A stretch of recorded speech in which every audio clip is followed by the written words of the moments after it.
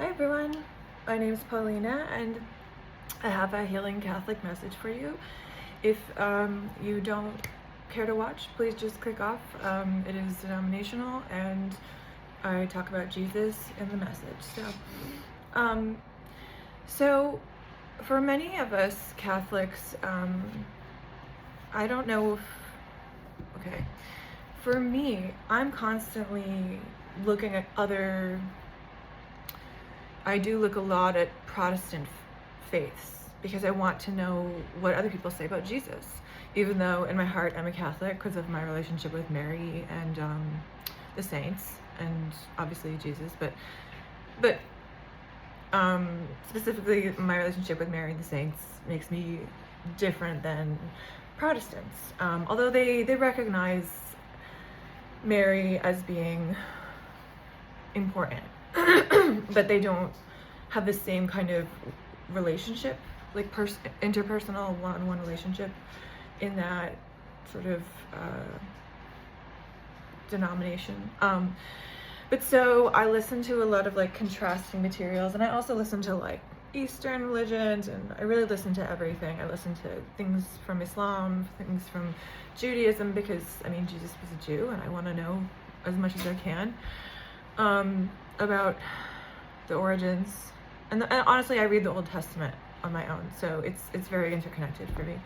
But anyways, I'm just giving you the background of, specifically with Eastern religions, I love Hinduism and Buddhism, and some Taoist philosophy stuff, but in my heart of hearts I really am a Catholic, and I don't know if it's brainwashing because I was born a Catholic. I mean, I was born into a Catholic family and was confirmed and did First Communion and Second whatever communion and confirmation, and I'm probably saying all the things wrong. I don't know, all the stations. I haven't gotten married yet, so but I think I just said stations of, when I'm talking about Stations of the Cross, I meant like the I can't think of the word because I'm, just the things that Catholics are supposed to do. I'll put it in the comments below because I have ADD. But probably I'm also blanking out because I feel like I'm not doing them. But anyway, so this is my faith, and I think about the philosophical things of it. And one major question is, why are some people healed and some people aren't? And some people would say, oh, you have to like open up your mind as to what healing is. And then, but the truth is some people succumb to their illnesses, or some people have incurable diseases. And so what are we supposed to do with that? I think first, we're not supposed to discount that those things can't be healed, and that can happen.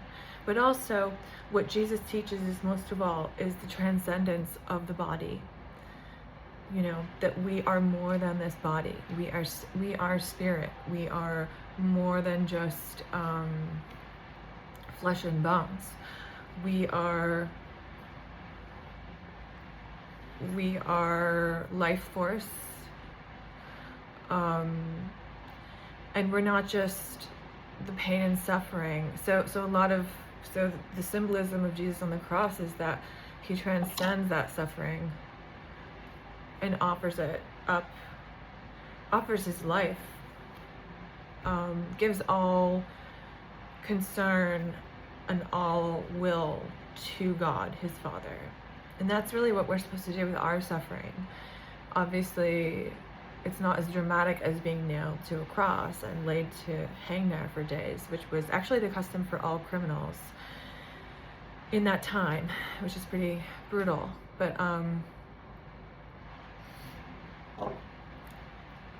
I think that the healing message of Christianity, with Jesus shedding blood for our sins as it is framed, I don't think that's an accurate way to frame it, but you could look at it that way.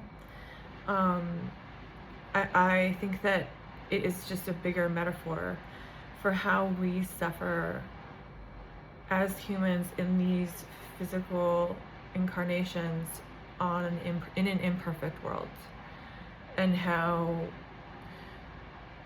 the religion asks us to hope for that healing, to pray for that healing of the body, and to imagine that that healing could happen. But it also to give up our, it's not my will but thine, not my will but thy will. So maybe think about what that means for you. If you watch some of my material, I know some people may argue that people who do tarot are not good Catholics, but I disagree, because actually a lot of the symbolism is Christian in nature, the origin, and then a lot of the Bible has people who had prophecies, such as Joseph and his dream coat.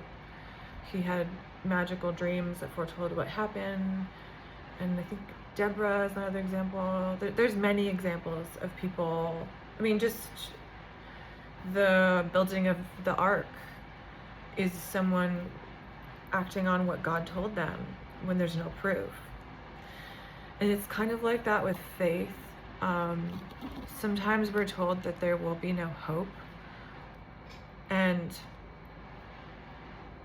it's not that we can't accept that reality, but we also have to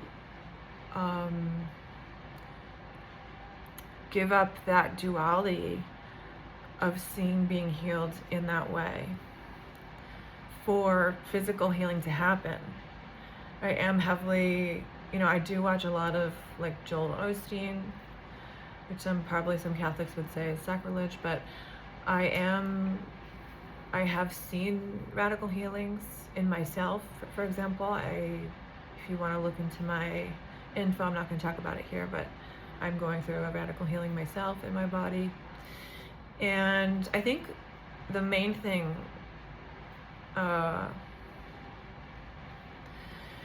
with healing is that there may be naysayers.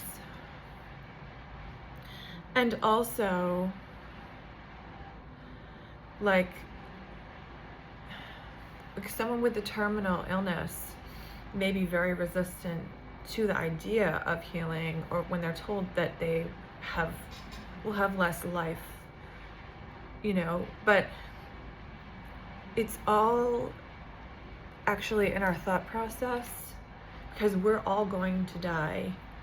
So I'm going to shift it quickly to Ram Dass. Ram Dass was a Hindu teacher from the 60s who said that you can get there with or without the anxiety. So I guess I'm saying, in a way, like, it's up to you how much healing you allow in, because the truth is we're all decaying as our bodies age. We're all eroding and going towards death. We're all going to the same place. We're all just walking each other home, as Ram Dass says. And that is the reality. And it's up to us to choose what state of mind we're in as we do that, as we transcend, go towards the transcendence of our bodies, which is where we're all going. And Jesus chose to pray and give his will to his Father, and say things like, I can't even, I'm just going to paraphrase what he said on the cross. Is basically like, I give all my faith to you, Father, and like, so in a way, we all have our own cross to bear. It's a very common term. And the real healing, whether you choose to accept greater physical healing or not, or whether it's possible or not, the real healing is finding peace in our hearts and love in our hearts as we walk towards the kingdom of heaven. So I'm sending you so much love and healing from Mary and Saint Michael, who I pray with daily and on my rosary beads. And my favorite thing to pray to Mary is to say, take my pain, take my struggle, take my fear, so that may help you this week. Have a good week.